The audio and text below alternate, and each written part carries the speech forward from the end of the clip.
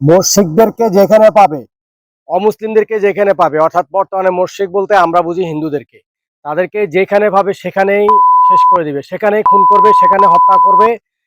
তোমরা উৎ পেতে থাকবে তাদেরকে যেখানে পাও আর কি। তো এই কথাটা যে আমি বলছি এটা কি আমার নিজের কথা? ভাই দেখেন, আমি তো নিজ থেকে কোনো কথা বানিয়ে বলবো না। এটা নিশ্চিতভাবে কোথাও না কোথাও আছে। এটা কোরআনে আছে, সূরা তওবায় আছে। সূরা তওবায় ৫ নম্বর আয়াতে আছে। তাহলে দেখেন, আমি আপনাদেরকে একটু বলি, মুশরিকদের যেখানে পাবে হত্যা করো, তাদের বন্দী করো, তাদের অবরুদ্ধ করো এবং প্রত্যেক ঘাঁটিতে তাদের জন্য ওত পেতে বসে থাকো। এই যে আমি কথাগুলো বলছি, আমি কোরআন থেকে বলেছি, সূরা তওবার ৫ নম্বর আয়াত। তবে হ্যাঁ, কথাটা বলার সময় ১ম এ একটা অংশ গোপন করেছি। কিন্তু যেটা গোপন করেছি এটা দিয়েও কিন্তু আপনি এখানে কিছু বুঝতে পারবেন না এবং আমিও বুঝতে পারবো না। কেননা এটা নিশ্চয় কোনো একটা প্রেক্ষাপট থেকে এসেছে। এখন আপনাদেরকে নুরানি মাদ্রাসায় বাচ্চাদেরকে পড়ানো হয় যে তালাবুল ইলমি পারিজাতুন আলা কুল্লি মুসলিমিন ওয়াল মুসলিমাতিন। প্রত্যেক নরনারীর জন্য জ্ঞান অর্জন করা, দ্বীন ইলম তলব করা, তালাশ করা, অর্থাৎ জ্ঞান অন্বেষণ করা ফরজ করা হয়েছে। দেখেন, আপনাকে একটানা কোরআন শিক্ষা পুরো হাফেজ হয়ে যেতে হবে এটা কোথাও ফরজের কথা বলা নাই। আপনাকে আলেম কামিল মাস্টার্স কমপ্লিট করতে হবে মাদ্রাসা লাইনে, আপনাকে সেটাও ফরজ করা হয়নি। আপনাকে ওখানে বলা হয়েছে যে দ্বীন ইলম তলব করা, অর্থাৎ জ্ঞান অর্জন করা কেন ফরজ করা হয়েছে, এই আয়াতটা একেবারে সুস্পষ্ট একটি প্রমাণ আমাদের সামনে বহন করে। সেটি হচ্ছে, আপনি ইমরান বিন বশির নামে একটা নাস্তিক আছে। হয়তো বলবেন যে যাকে তাকে আমি কোনো নাস্তিক বলছি নাকি? না, যাকে তাকে নাস্তিক বলা যাবে না। আল্লাহর উপর সম্পূর্ণরূপে আস্থা না থাকলে তাকে নাস্তিক বলা যায়।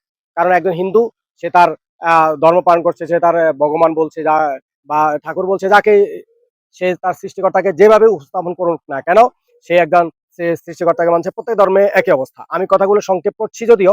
এখন এই আয়াতের বিস্তারিত ব্যাখ্যা আপনাদেরকে আমি একটু পরে পুরোপুরি দেব, তখন আপনারা বুঝতে পারবেন। এখন ইমরান বিন বশির সে একজন মুফতি।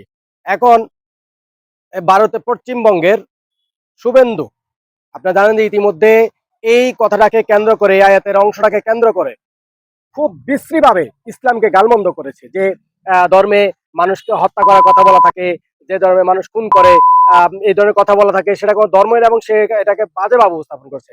এখানে কি শুভেন্দু বাবুর দোষ? শুভেন্দু বাবু কি আয়াতটা পড়েছে?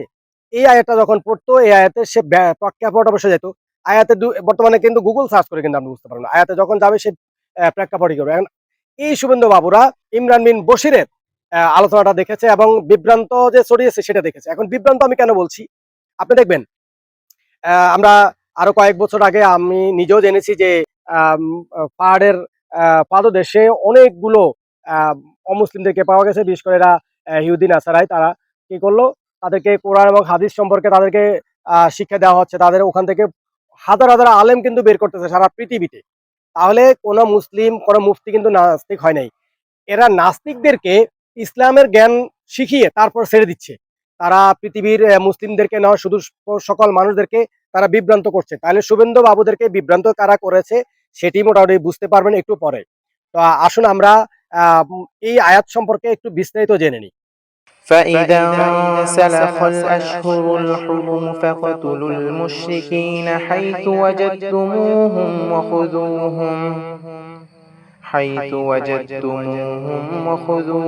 واحصروهم واقعدوا لهم كل مرصاد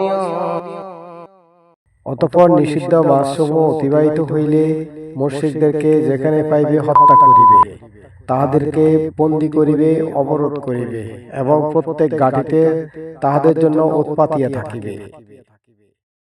সূরা আত-তাওবায়ের ৫ নম্বর আয়াতটি ইসলামের ইতিহাসে অত্যন্ত গুরুত্বপূর্ণ একটি আয়াত, যা সাধারণত আয়াতুস সাইফ বা তলোয়ারের আয়াত নামে পরিচিত। আয়াতটি হলো, অতঃপর নিষিদ্ধ মাসসমূহ অতিবাহিত হলে মুশরিকদের যেখানেই পাবে হত্যা করো, তাদের বন্দী করো, তাদের অবরুদ্ধ করো এবং প্রত্যেক ঘাঁটিতে তাদের জন্য ওত পেতে বসে থাকো। এই আয়াতের সঠিক মর্মার্থ এবং প্রেক্ষাপট বুঝতে হলে এর শানে নুজুল, অর্থাৎ অবতরণের পটভূমি এবং ঐতিহাসিক পরিস্থিতি জানা অত্যন্ত জরুরি। ঐতিহাসিক প্রেক্ষাপট: এক নম্বর, ষষ্ঠ হিজরিতে অর্থাৎ 628 খ্রিস্টাব্দে মুসলিম এবং মক্কার কুরাইশদের মধ্যে হুদাইবিয়ার সন্ধি স্বাক্ষরিত হয়েছিল। চুক্তির একটি অন্যতম শর্ত ছিল আগামী 10 বছর কেউ কারো বিরুদ্ধে যুদ্ধ বা আক্রমণ করবে না এবং আরবের যে কোনো গোত্র চাইলে মুসলিমদের সাথে বা কুরাইশদের সাথে মিত্রতায় আবদ্ধ হতে পারবে। এই চুক্তির অধীনে বনু খুজা গোত্র মুসলিমদের সাথে এবং বনু বকর গোত্র কুরাইশদের সাথে মিত্রতা স্থাপন করে। 2. চুক্তি ভঙ্গ ও শানে নজুল। চুক্তির মাত্র 2 বছরের মাথায় অষ্টম হিজরিতে কুরাইশদের মদদে বনু বকর গোত্র হঠাৎ রাতে অন্ধকারের সুযোগ নিয়ে মুসলিমদের মিত্র বনু খুজা গোত্রের উপর আক্রমণ করে বসে। এমনকি তারা পবিত্র কাবার মদিনার ভেতরে তাদের হত্যা করে।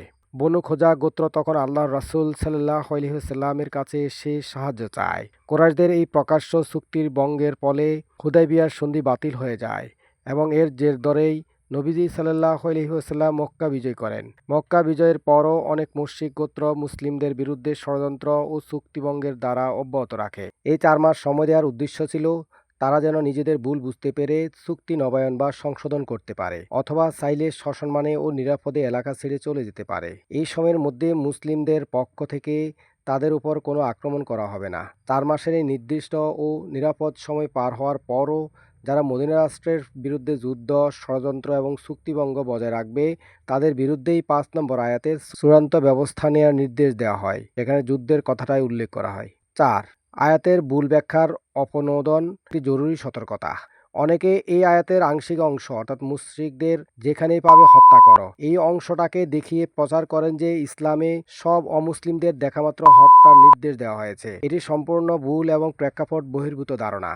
এটি সাধারণ নিয়ম নয়। এই নির্দেশটি ছিল তৎকালীন মক্কার সেই সব নির্দিষ্ট মুশরিকদের জন্য যারা বারবার চুক্তি ভঙ্গ করেছিল এবং মদিনা রাষ্ট্রকে ধ্বংস করতে যুদ্ধ ঘোষণা করেছিল।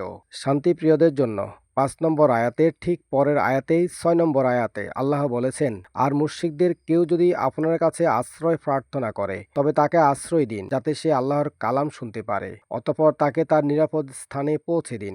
চুক্তি পালনকারীদের জন্য নয়, যারা চুক্তি ভঙ্গ করেনি তাদের ব্যাপারে 4 নম্বর আয়াত স্পষ্ট বলা হয়েছে, তবে মুশরিকদের মধ্যে যাদের সাথে তোমরা চুক্তি করেছ অতঃপর তারা তোমাদের চুক্তির কোনো ত্রুটি করেনি, তাদের চুক্তি তোমরা নির্দিষ্ট মেয়াদ পর্যন্ত পূর্ণ করো। সংক্ষেপে বলতে গেলে সূরা তাওবার 5 নম্বর আয়াতটি কোনো চিরন্তন বা সাধারণ অমুসলিম হত্যার নির্দেশ নয়। এটি ছিল মদিনা রাষ্ট্রের নিরাপত্তা নিশ্চিত করতে বারবার চুক্তিভঙ্গকারী ও যুদ্ধবাজ আগ্রাসীদের বিরুদ্ধে একটি চূড়ান্ত রাজনৈতিক ও সামরিক ঘোষণা, ডিক্লারেশন অফ ওয়ার।